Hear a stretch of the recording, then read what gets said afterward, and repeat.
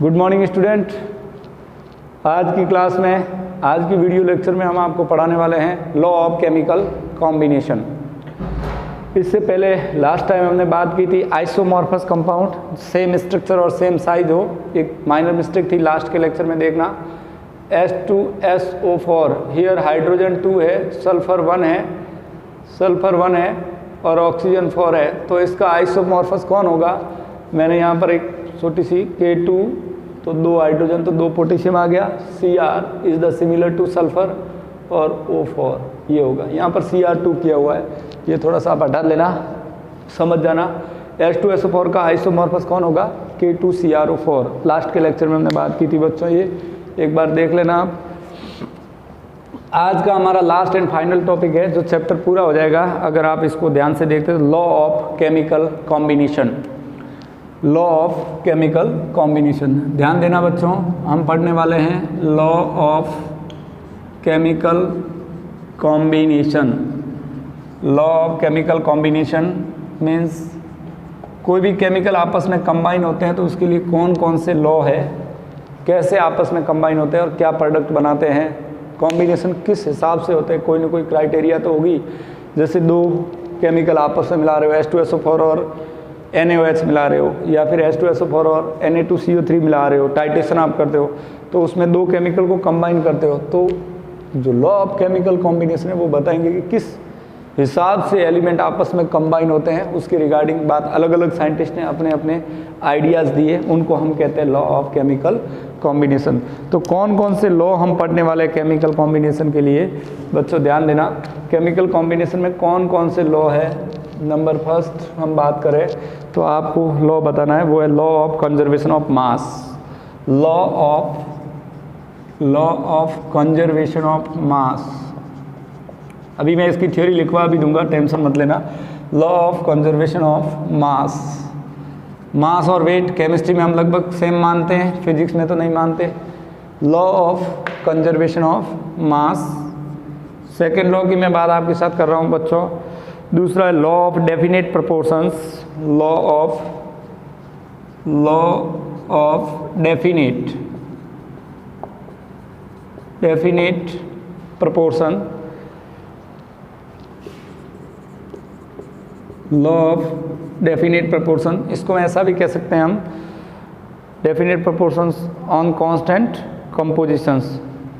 Definition proportions on constant composition. ध्यान देना बच्चों। थर्ड लॉ है वो है law of multiple proportions. Law of multiple proportions. Fourth law of multiple proportions के बाद आएगा law of reciprocal proportions.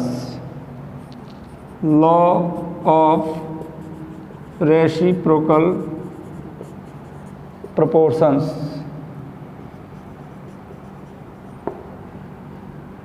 And then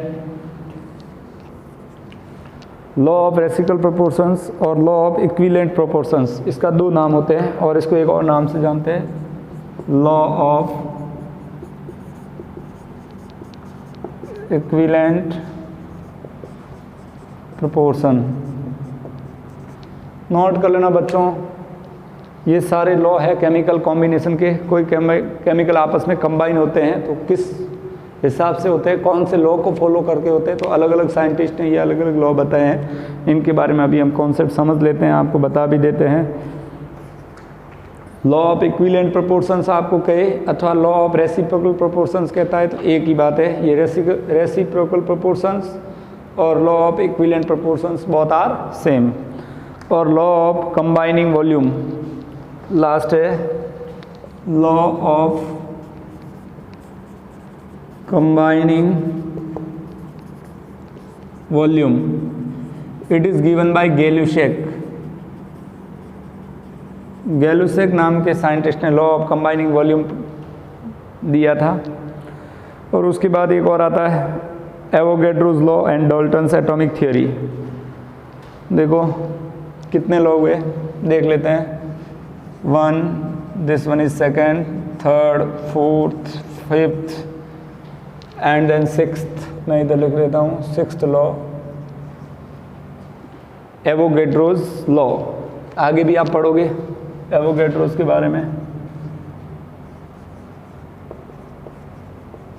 या Avogadro's hypothesis, Avogadro's law. And 7 is Dalton's atomic theory. ये थोड़ा सा थियोरेटिकल पोर्शन है। Dalton's atomic theory. तो student आपको मैं ये नहीं कहूँगा कि आप इन लॉ को पूरा याद कर लीजिए, रट लीजिए। केमिस्ट्री को 90% लोग ऐसा मानते हैं पूरी थियोरेटिकल सब्जेक्ट है, इसलिए बच्चे क्या करते हैं, ये दिया तो वो बुक की लाइन टू लाइन रट्टा लगाने में लगे रहते हैं।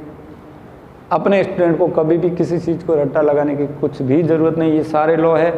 मैं ये नहीं कहूँगा कि आप इनको रट के आओ और वैसे वैसा एग्ज़ाम में कॉपी करके लिख दो।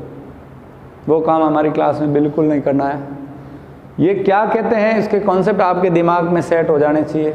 फिर आप अपनी लैंग्वेज में जो लिखना है, कभी थियोरेटिकल क्वेश्चन कभी पूछ लिया बोर्ड के लिए, तो आपको उसको एक्सप्लेन करना है। बाकी कभी भी कोई भी बुक या एनसीईआरटी की बुक में से भी आप उसको रटने की कोशिश, मैं नहीं कहूँगा कि आप रटो, बाकी आपकी इच्छा है। चलिए अब मैं इनको एक एक करके एक्सप्लेन करता हूँ, फिर मैं इनको लिखवा दूंगा आपको कितना है क्या नहीं है। Law of conservation of mass, आपको नाम से ही पता चल रहा है। Law of conservation of mass आपको क्या कहेगा, mass neither be created nor be destroy.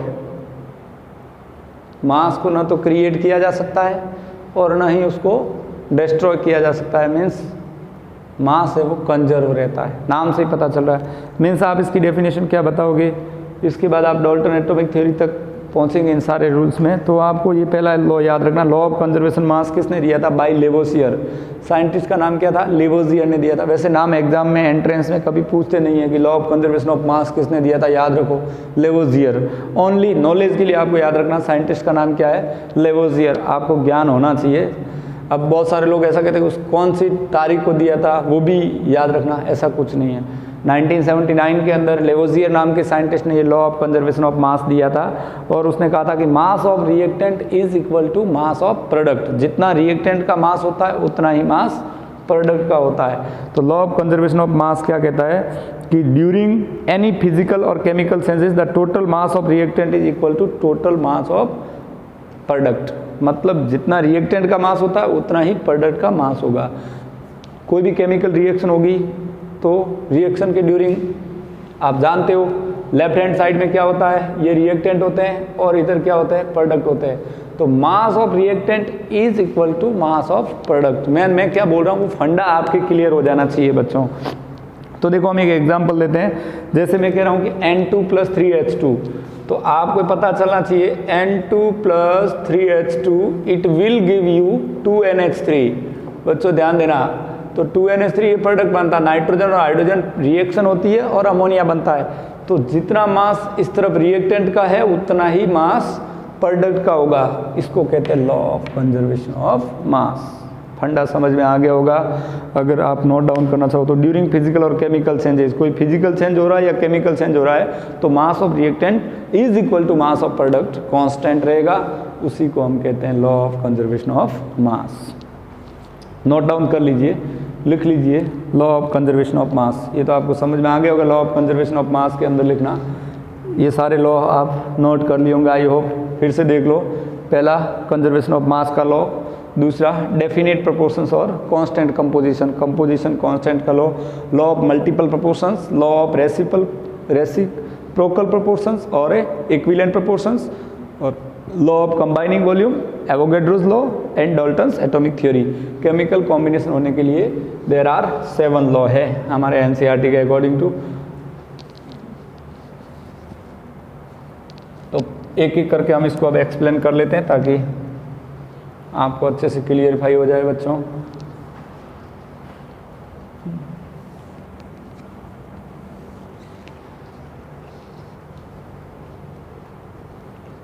चलिए student, first of all law of conservation of mass.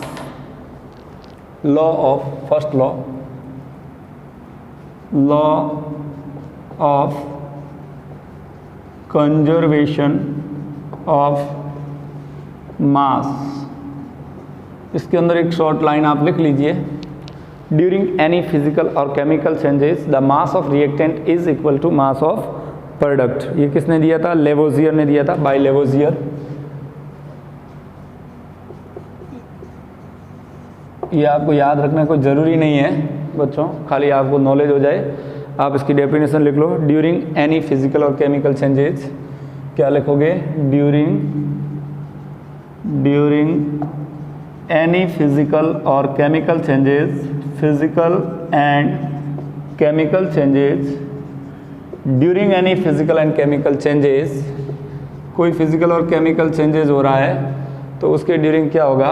During physical और chemical changes mass of reactant is equal to mass of product.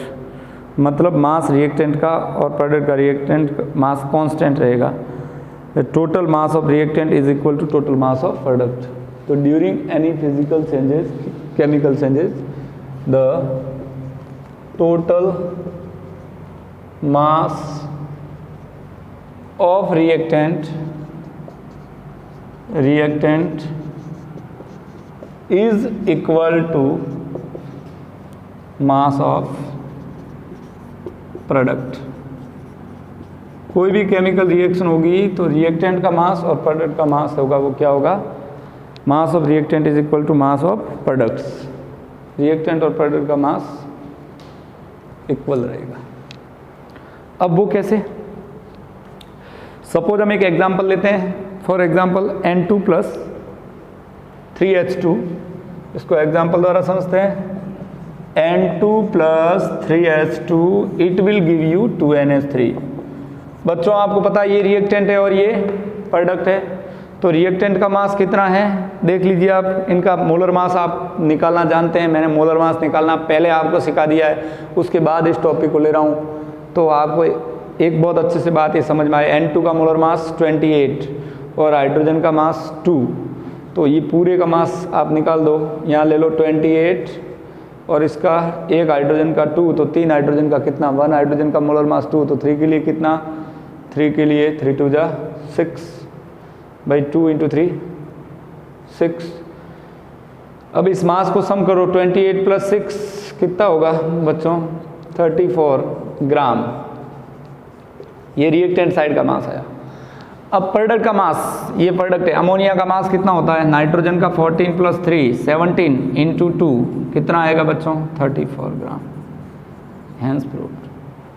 मेरे कहने का मतलब law of conservation of mass क्या कहता है कि रिएक्टेंट का मास और प्रोडक्ट का मास, टोटल मास ऑफ रिएक्टेंट, ये पूरे रिएक्टेंट है दोनों, इनका टोटल मास और प्रोडक्ट का मास क्या आया है? दोनों का इक्वल आया है। मतलब इस लॉ को मैं साथ क्या कह सकता हूँ? Mass of reactant is equal to mass of product. जितना रिएक्टेंट का मास होगा उतना ही मास प्रोडक्ट का होगा। ड्यूरिंग केमिकल और फिजिकल चेंजेस, यहाँ चेंज हो रहा है, नाइट्रोजन हाइड्रोजन रिएक्शन कर रहे हैं, अमोनिया बना रहे हैं, लेकिन जितना रिएक्टेंट का मास था उतना का उतना मास भी प्रोडक्ट का है, भले ही केमिकल चेंजेज हुआ हो। ड्यूरिंग केमिकल चेंजेज और physical changes mass of reactant is equal to mass of product. मतलब mass neither be created nor be destroy, mass न तो बनाया जा सकता है न ही नष्ट किया जा सकता है। ये बात लेवोसियर नाम के साइंटिस्ट ने बताई थी, इसलिए इसको कहते हैं लॉ ऑफ कंजर्वेशन ऑफ मास। लेकिन अब कुछ खास बातें आपको दिमाग में रखनी है, रिएक्टेंट और प्रोडक्ट दोनों का मास इक्वल आ गया कि नहीं, तो ये लेवोसियर का लॉ हो गया। अब इसमें ये याद रखना, अब एंट्रेंस के व्यू से, जैसे IIT मेंस एडवांस की तैयारी जो बच्चे कर रहे हैं, उनको यहाँ पर एक बात बहुत ध्यान रखनी पड़ेगी, जो मैं अक्सर बताता हूँ, ज़रा हट के जो आपका काम कराती है फटाक से। ये जो लॉ दिया है NCERT में दिया है, सारे बच्चों को पता है, समझ में भी आ जाता है, याद भी हो जाता है, ये वो। लेकिन अब जो काम की बात है, जो हमारा टारगेट है, उस टारगेट तक हमको पहुँचना है, इसमें क्या खास बात है आपने नोट कर लिया होगा, कोई दिक्कत नहीं है। आई होप सबको समझ में आ गया होगा law of conservation of mass क्या कहता है और क्या नहीं। लेवोजियर ने दिया था, 1979 में दिया था, रिएक्टेंट का जितना मास होता है उतना ही प्रोडक्ट का मास होता है। मतलब मास को न तो हम क्रिएट कर सकते हैं और मास को न ही हम उसको डिस्ट्रॉय कर सकते हैं, मतलब मास कांस्टेंट रहता है। ये बात आपकी क्लियर हो गई है, लेकिन अब सब जानते हैं, तो सबको पता है। क्या बात है जो बहुत सारे बच्चे नहीं जानते, एंट्रेंस के विषय जो एग्जाम में पूछे जाने की संभावना रहती है, पॉसिबिलिटीज़ रहती है, पॉसिबिलिटीज ज़्यादा रहती है, वो बात हमको जाननी है। जरा हटके देखना एक बार, क्या जरा हटके इसमें न्यूक्लियर रिएक्शन, जो कि न्यूक्लियस के अंदर रिएक्शन होती है। आप अभी एटम के बारे में नहीं जानते बच्चों। न्यूक्लियर रिएक्शन, जितनी भी न्यूक्लियर रिएक्शन होती है उनके ऊपर ये लॉ फेल हो जाता है। ये कहाँ पर ये सारी मैथमेटिक्स फेल हो जाती है। लेवोसियर की जो कथा है, लेवोसियर की कहानी है, वो कहाँ पे जाके फेल होती है, वो हमको जानना है बच्चों। तो nuclear reactions are not necessary based on the law because nuclear reactions some of the mass of gas changed into energy। तो यहाँ पर एक खास बात आप याद रखना, ये जो है आपके लिए हलवा पूड़ी का काम करेगा। जरा हटके मैं बात कह रहा हूँ आपको, जरा हटके में जो आपका काम करा देगी फट से। जरा हटके क्या है? जरा हटके RH टेक्निक, हमारी एक टेक्निक है ये जो आपको बहुत कुछ आगे ले जाएगी। क्या कहता है? Nuclear reactions are not necessary based on this. Nuclear reaction जितनी भी होती है, ये एंट्रेंस के व्यू से बहुत काम की बात है। न्यूक्लियर रिएक्शन क्या होती है, उनके ऊपर ये लागू नहीं होती। Nuclear reaction is not applicable on this law. इस नियम पर, न्यूक्लियर रिएक्शन पर यह नियम लागू नहीं होता। Nuclear reaction is not applicable on this reaction. क्यों? क्योंकि जो भी न्यूक्लियर रिएक्शन होगी उसमें कुछ रिएक्टेंट है वो किस में चेंज हो जाएंगे? गैस में चेंज हो जाएंगे, गैस में चेंज हो जाएंगे न्यूक्लियर रिएक्शंस के अंदर। तो nuclear reaction not necessary based on this law because nuclear reaction some of the mass get change into energy. क्योंकि कुछ मास होगा वो किस में चेंज हो जाएगा? मास चेंज इन एनर्जी में चेंज हो जाता है। मास चेंज इन एनर्जी, ये बात भी ध्यान रखना। न्यूक्लियर रिएक्शन पे ऊपर ये नियम क्यों लागू नहीं होता? क्योंकि कुछ रिएक्टेंट का मास है वो किस में चेंज हो जाता है? एनर्जी में। अब आप कहोगे सर न्यूक्लियर रिएक्शन क्या होती है, हमें न्यूक्लियर रिएक्शन के बारे में नहीं पता है। तो कुछ न्यूक्लियर रिएक्शन मीन्स न्यूक्लियस के अंदर चेंज होती है, वेरी फास्ट रिएक्शन होती है न्यूक्लियर रिएक्शन। हम बात करें न्यूक्लियर केमिस्ट्री, आपको पढ़ाया जाएगा, एक टॉपिक आता है न्यूक्लियर केमिस्ट्री, फिजिक्स में भी आएगा, आगे आप पढ़ोगे 12th की फिजिक्स, तब न्यूक्लियर रिएक्शन के बारे में आप जानोगे कैसे होती है न्यूक्लियर रिएक्शन। जो एलिमेंट होते हैं more than atomic number 90, periodic table आप जानते होंगे, 90 से ज़्यादा के एलिमेंट, थोड़े पहलवान उनसे निपटेंगे, पुराने आम कम बिकेंगे, कैफ़े में ऐस फरमाओ, मैडम नाश्ता लाओ, उनके अंदर से अल्फ़ा बीटा और गामा पार्टिकल्स एक्सक्रेट होगा। तो उस ड्यूरिंग जो रिएक्शनें होती है न्यूक्लियस के अंदर होने वाली रिएक्शन, न्यूक्लियर रिएक्शन, जो रेडियो एक्टिव एलिमेंट होते हैं, कार्सिनोजेनिक होते हैं।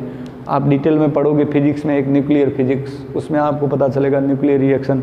मैं थोड़ा इसी टॉपिक के लिए इसमें इतना ही आपको 11 बेस जानना है, लेकिन JEE की बात कर रहा हूँ जरा हटके में, कि न्यूक्लियर रिएक्शन के अंदर लॉ ऑफ कंजर्वेशन ऑफ मास लागू नहीं होता, फेल हो जाता है, एक्सेप्शनल है।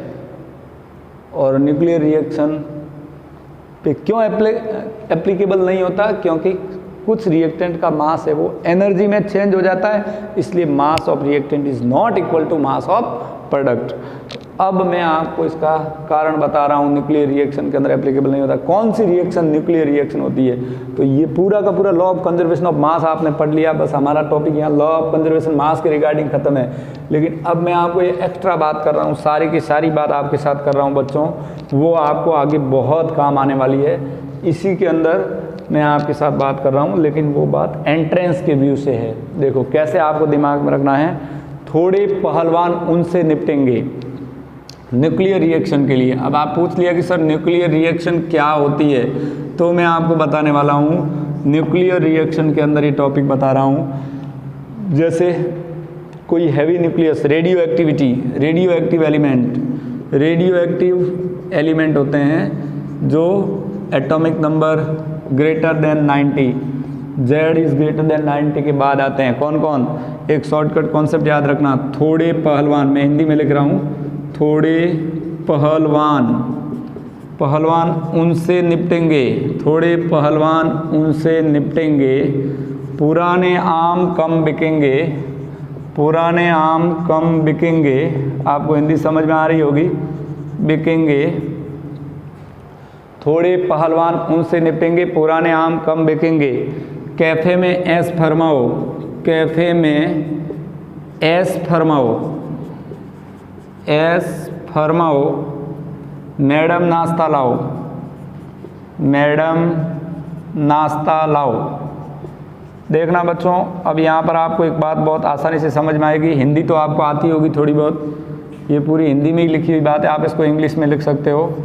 देखो, अब ये जो एलिमेंट होते हैं वो रेडियो एक्टिव एलिमेंट होता है, और रेडियो एक्टिव एलिमेंट के अंदर न्यूक्लियर रिएक्शन होती है। कोई भी रेडियो एक्टिव एलिमेंट जो अनस्टेबल होता है, रेडियो एक्टिविटी फर्स्ट ऑर्डर की रिएक्शन है। ये बातें बहुत काम की, ध्यान रखना, मैं जो बोल रहा हूँ ये सारी बातें क्या है, एक्स्ट्रा बातें हैं, लेकिन बहुत काम आएगी आपके बच्चों, ध्यान देना। Radio activity is first order reaction, और रेडियो एक्टिविटी में एक्स्ट्रा फॉर नीट है, ये पूरा टॉपिक मैं आपको समझा रहा हूँ। वो law of conservation of mass के अंदर ही ये टॉपिक आता है कि law of conservation mass nuclear reaction पर लागू नहीं होता। और क्यों नहीं होता, तो आपको पहले न्यूक्लियर रिएक्शन के बारे में बताता हूँ कि जिनका एटॉमिक नंबर 90 से ज़्यादा है उनको कैसे याद रखें। थोड़े थोड़े बोले तो थोरियम, एटॉमिक नंबर 19 TH, पहलवान PA 91, उनसे बोले तो यूरेनियम 92, थोड़े पहलवान उनसे निपटेंगे, नेपच्यूनियन 93, पुराने प्लूटोनियम 94, आम अमरेशियम 95, कम क्यूरियम 96, बिकेंगे बर्केलियम 97, थोड़े पहलवान उनसे निपटेंगे, पुराने आम कम बिकेंगे। कैफ़े में बोले तो कैलिफोर्नियम 98, कैफ़े में एस बोले तो आंस्टेनियम 99, फरमाओ फर्मियम 100, एस फरमाओ, मेडवेलियम 101, नाश्ता बोले तो NO 102, और लॉरेंसियम लाओ 103, LR 103।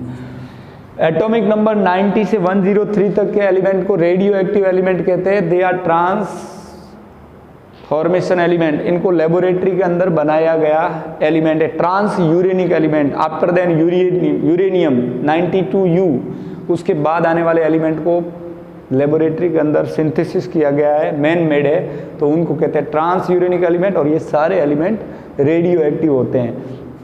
तो आपको देखना है कि 92U235 ये एक यूरेनियम एलिमेंट है, इसमें मैं एक 0N1 एक न्यूट्रॉन ऐड कर रहा हूँ, तो क्या हो जाएगा, इसका एटॉमिक मास कितना हो जाएगा 92U236। अब आप बच्चों समझ गए होंगे, मेरी बात आपके दिमाग तक पहुंची होगी कि इसमें क्या हुआ, एक न्यूट्रॉन का ऐड हुआ है। यूरेनियम का एटॉमिक नंबर 92 है और यूरेनियम 235 उसका मास है, उसके अंदर आप एक न्यूट्रॉन ऐड कर रहे हो तो वो 92U236 उसका मास बढ़ जा रहा है। तो ये रिएक्शन कैसी हुई, न्यूक्लियर रिएक्शन हुई। तो न्यूक्लियर रिएक्शन के अंदर जो मास होता है वो किस में चेंज हो जाता है, एनर्जी में चेंज हो जाता है। तो न्यूक्लियर रिएक्शन के अंदर लॉ ऑफ कंजर्वेशन ऑफ मास लागू नहीं पड़ता, इसको कहते हैं न्यूक्लियर रिएक्शन। इनमें न्यूक्लियर रिएक्शन होती है, ये एक न्यूक्लियर रिएक्शन है। Radio activity is the first order.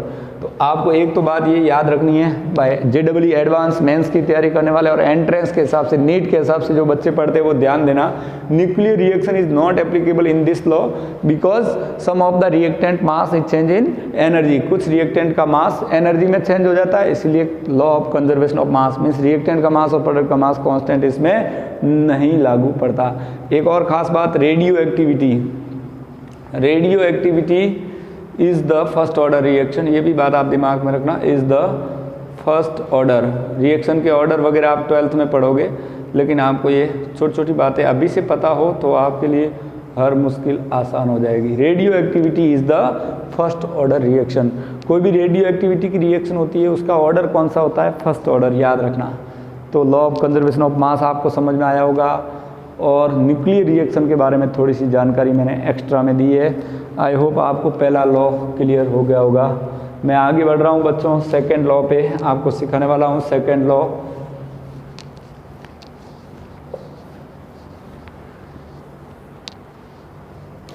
Atomic number 90 के बाद के एलिमेंट को याद रखने की टेक्निक आप याद रखो, मेरे साथ फिर से बोलो। थोड़े पहलवान उनसे निपटेंगे, पुराने आम कम बिकेंगे, कैफ़े में ऐश फरमाओ, मैडम तुम नाश्ता लाओ।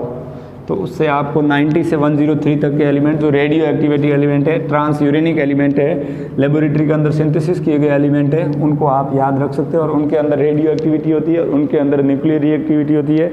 न्यूक्लियर रिएक्शन के अंदर लॉ ऑफ कंजर्वेशन ऑफ मास लागू नहीं पड़ता है। चलिए बच्चों सेकेंड लॉ की तरफ मैं आगे बढ़ रहा हूँ। सेकेंड लॉ क्या कहता है? सेकेंड लॉ आपको बताया था अभी मैंने, law of definite proportions, definite proportions, law of definite proportions. क्या होता है लॉ ऑफ डेफिनिट प्रोपोर्शंस, या उसका दूसरा नाम लॉ ऑफ कांस्टेंट कंपोजिशंस। इसको दो नाम से जानते हैं, लॉ ऑफ कांस्टेंट कंपोजिशन। मेरा कहने का मतलब जो कंपोजिशन होता है वो क्या रहेगा बच्चों? कांस्टेंट रहेगा। ये नियम किसने दिया था? बाय प्राउस्ट इन 1779। पहले वाला 1789 में दिया, ये 1779। वो सन आपको याद नहीं रखना है। ये किसने दिया था? Proust, bye Proust. साइंटिस्ट का नाम याद रखना, प्राउस्ट ने दिया था 1779 के अंदर। तो आपको डेट वगैरह याद रखने की जरूरत नहीं। प्राउस्ट ने क्या कहा देखिए, element combine in fixed ratio of their weight to form compound. Element combine, note down कर लीजिए, element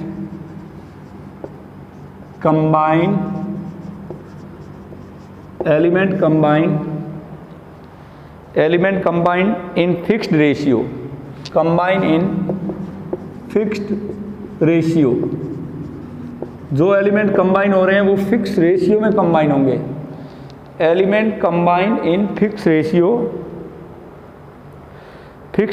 of their weight, fixed ratio of their wait,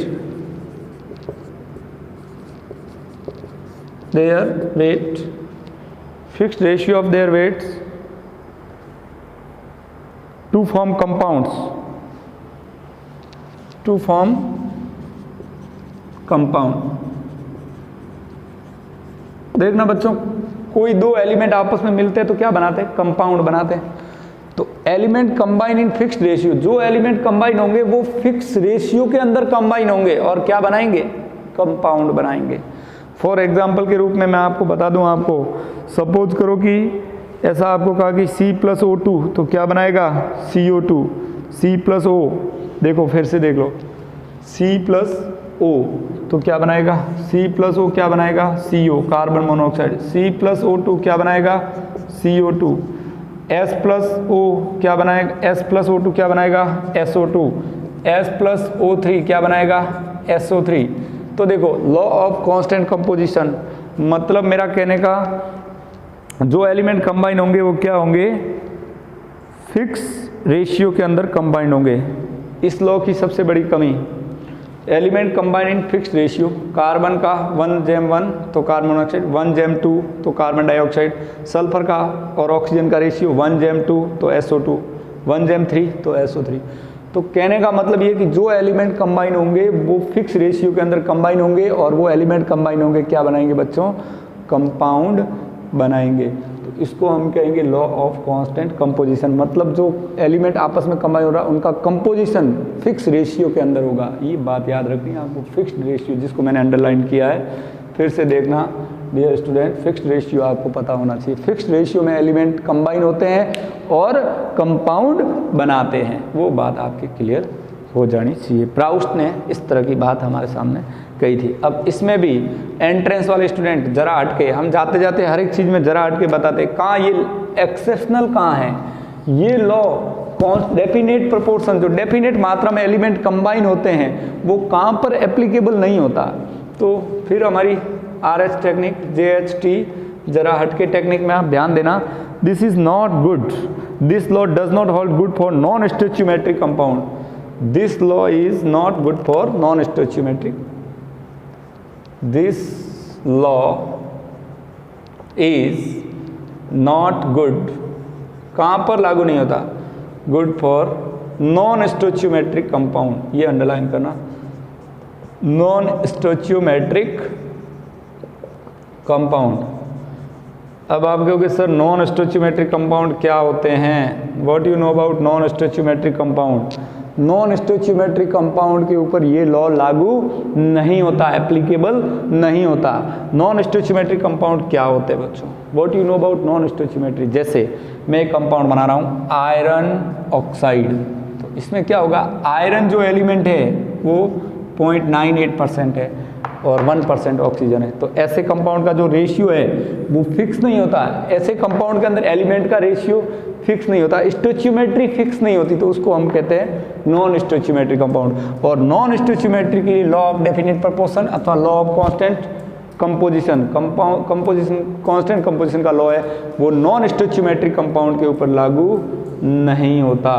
बच्चों ध्यान देना, नॉन स्टोइचियोमेट्रिक कंपाउंड क्या होते हैं वो आपको पता होना चाहिए। नॉन स्टोइचियोमेट्रिक के ऊपर लागू ये नियम नहीं होगा। चलिए हम जाते हैं अब थर्ड लॉ के ऊपर। ये तो आपको समझ में आ ही गया होगा, लॉ ऑफ डेफिनिट प्रोपोर्शंस वाला।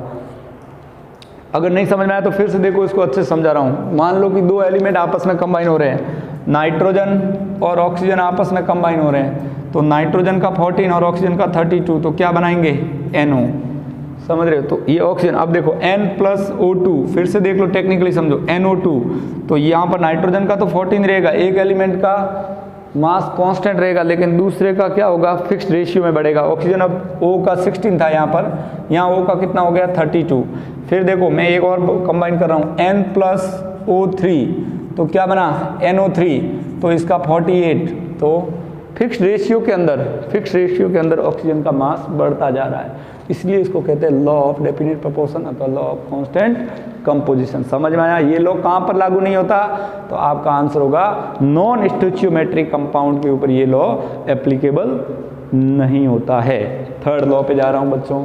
वैसे 2 मिनट का टॉपिक है, पूरे के पूरे 7 रूल्स है लॉ ऑफ केमिकल कॉम्बिनेशन के। 7 लॉ को मैं 3 मिनट में समझा सकता हूँ और 30 मिनट में भी समझा सकता हूँ, वो आपके ऊपर जाता है। लेकिन अभी पहली टाइम आप 11th के हो, तो आपको पूरा थियोरेटिकल बातें मैं बताते हुए ही आगे बढ़ रहा हूँ, टेंशन लेने की ज़रूरत नहीं। हम थर्ड लॉ पे जाते हैं। थर्ड लॉ की बात मैं आपके साथ कर रहा हूँ। तीसरा लॉ क्या है बच्चों, अभी मैंने लिखवा भी दिया था शॉर्टली आपको। थर्ड लॉ पे हम आगे बढ़ रहे हैं। Law number 3, law of multiple proportions, law of multiple proportions. तीसरा लॉ ऑफ मल्टीपल प्रोपोर्शन। ये किसने दिया था मल्टीपल प्रोपोर्शन? नाम से ही पता चल रहा है, multiple proportions is given bye Dalton 1803। किसने दिया था? डाल्टन। साइंटिस्ट का नाम याद नहीं रखना है आपको, डाल्टन ने दिया था। क्या कहता है ये लॉ? ध्यान देना इस लॉ के। When 2 element combine to form 2 or more compounds, then their weight, one element which combined with a fixed weight of the other be a simple ratio of one another। मतलब ये law क्या कहता है? It was given by Dalton and this law state that a element which combined with a fixed weight of another element to form 2 or more than 2 compounds। अपन देसी language में बात करें बिल्कुल आपको लॉ ऑफ मल्टीपल प्रोपोर्शंस की, कि कोई 2 element आपस में कंबाइन हो रहे हैं और कंपाउंड बना रहे हैं। सपोज करो कि कोई 2 एलिमेंट, जैसे ये एलिमेंट A है और ये एलिमेंट B है, आपस में कंबाइन होकर 2 और मोर देन 2 कंपाउंड बना रहे हैं। ये एलिमेंट क्या बना सकता है? AB बना सकता है। ये दोनों एलिमेंट AB प्रकार का कंपाउंड बना सकता है या फिर AB2 टाइप का कंपाउंड बना सकता है। तो उसमें जो ये एलिमेंट आपस में कंबाइन हो रहे हैं वो मल्टीपल प्रोपोर्शंस के अंदर कंबाइन होंगे। तो आप इसकी डेफिनेशन समझ लीजिए और लिख लीजिए, ताकि आपको याद करने में आप उसको लॉन्ग टाइम तक अपनी लैंग्वेज में याद रख सको, बिना आप उसको रट्टा पद्धति लगाए। क्या लिखोगे? नोट डाउन कर लो, मैं बोल रहा हूँ आप नोट करिए। व्हेन बोले तो जब कब? When 2 element combine to form 2 or more than 2 compounds, when 2 element, कोई 2 element combine and form 2 or more than 2 compound, 2 or more than 2 compounds दो या दो से ज़्यादा कंपाउंड बनाते हैं, दो एलिमेंट आपस में कंबाइन होकर, 2 और more than 2 compounds, then the weight of one element, then the weight और मास बहुत are same, weight of one compound, weight of one compounds weight of one compounds weight of one element compound नहीं sorry weight of one element which combine weight of one element which combine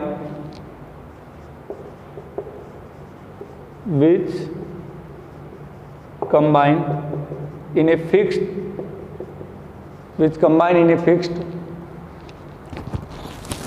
fixed weight of the other with a fixed weight, combine in a fixed weight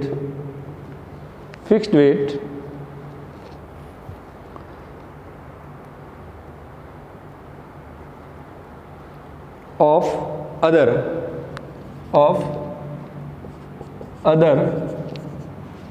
bear a simple ratio। देख लो इधर कैसे वो, अब इस बात को हम कैसे समझे, जब कोई दो एलिमेंट कंबाइन होते हैं और दो या दो से ज़्यादा कंपाउंड बनाते हैं तो क्या होगा, weight of one element which combine in fixed weight of other bear a simple ratio, दूसरे के साथ सिंपल रेशियो में कंबाइन होगा। अब वो कैसे, देखो मैं यहाँ पर बात करूँ H2 और O, H2 प्लस O क्या बनाएगा H2O, फिर देखो H2 प्लस O2 क्या बनाएगा H2O2। इन दोनों में हाइड्रोजन का रेशियो तो फिक्स हो रहा है, कौन से दो एलिमेंट, हाइड्रोजन और ऑक्सीजन कंबाइन हो रहे हैं और वाटर भी बना रहे हैं और हाइड्रोजन परऑक्साइड भी बना रहे हैं। तो उस कंडीशन के अंदर क्या हो रहा है बच्चों, यहाँ पर जो रेशियो है वो हाइड्रोजन का तो रेशियो फिक्स है, लेकिन ऑक्सीजन का रेशियो क्या हो रहा है, मल्टीपल में बढ़ रहा है। यहाँ पर ऑक्सीजन 16 था, यहाँ ऑक्सीजन 32 है। तो other bear a simple ratio, दूसरा एलिमेंट के साथ सिंपल रेशियो बनाएगा। यहाँ हाइड्रोजन का रेशियो तो 1 ही रहेगा, ऑक्सीजन का 1:1, यहाँ 1:2, रेशियो चेंज हो रहा है एक एलिमेंट का। कौन से एलिमेंट का चेंज हो रहा है, और वो भी मल्टीपल में चेंज हो रहा है, किसका, ऑक्सीजन का। तो इसलिए इस लॉ को कहते हैं मल्टीपल प्रोपोर्शंस का लॉ। मैं एक और एग्जांपल लेता हूँ आपका और अच्छे से क्लियरिफाई हो जाए। सपोज करो कि यहाँ पर मैंने लिया N2 प्लस O, फिर मैंने लिया N2 प्लस O2, फिर हमने लिया N2 प्लस O3, फिर हमने लिया N2O4, क्या बना, देखिए इधर N2O, again N2O2, N2O3, N2O4। बच्चों देखो एक एलिमेंट का रेशियो तो कांस्टेंट है नाइट्रोजन का तो, लेकिन ऑक्सीजन का रेशियो मल्टीपल में बढ़ रहा है। O2 16, O 32, 48, 64। मीन्स आपको बिल्कुल क्लियरिफाई हो गया होगा ये एग्जांपल। एक एलिमेंट का मास कांस्टेंट है लेकिन दूसरे का मास क्या हो रहा है, सिंपल रेशियो बियर कर रहा है। 1:1, 1:2, 1:3, 1:4। This is called law of multiple proportion. इस तरह से हुआ करता है मल्टीपल प्रोपोर्शंस का लॉ। हो सकता है थ्योरेटिकल पोर्शन है 45 मिनट या 30 मिनट, बहुत हो गया लेक्चर। आप इसको अच्छे से पढ़िए, एक बार आप इसको लिखने की प्रैक्टिस बना लीजिए। थोड़ी थ्योरेटिकल पोर्शन है, इनऑर्गेनिक केमिस्ट्री के कुछ कॉन्सेप्ट आगे आएंगे, S ब्लॉक, P ब्लॉक, ऐसे कुछ चैप्टर है, हाइड्रोजन, उनको कुछ थोड़ा सा आपको ऊपर ऊपर से पढ़ के अपने हिसाब से लैंग्वेज में लिखना होता है। इनऑर्गेनिक केमिस्ट्री में कुछ थियोरेटिकल बातें आती है जो बोर्ड में काम आती है। NCERT और 12th board, 11th board exam pass करना है एकेडमिक, तो उसमें आपको ज़रूरत पड़ती है। बट एंट्रेंस के विषय से आपको कॉन्सेप्ट जानना ही पड़ेगा। अब इस लॉ की कोई कमी अगर होगी तो आपको बता देंगे। जैसे ये 3 लॉ आज पढ़े हैं, कल हम बात करेंगे बच्चों, बाकी के 4 है वो। बिल्कुल तसल्ली रखिए, पेशेंस रखिए, और आप NCERT रटने की कोशिश मत करो, एक बार ऊपर से पढ़ो और कॉन्सेप्ट बनाओ। Okay, thanks. आज की क्लास को मैं यहीं समाप्त कर रहा हूँ। कल के वीडियो लेक्चर में आगे के 4 लॉ बाकी है, वो लॉ पढ़ेंगे। डाल्टन एटॉमिक थ्योरी से आगे जाएंगे। चैप्टर लगभग कंप्लीट ही है, लेकिन थोड़ी और प्रैक्टिस करिए। फिर मिलते हैं बच्चों, थैंक्स।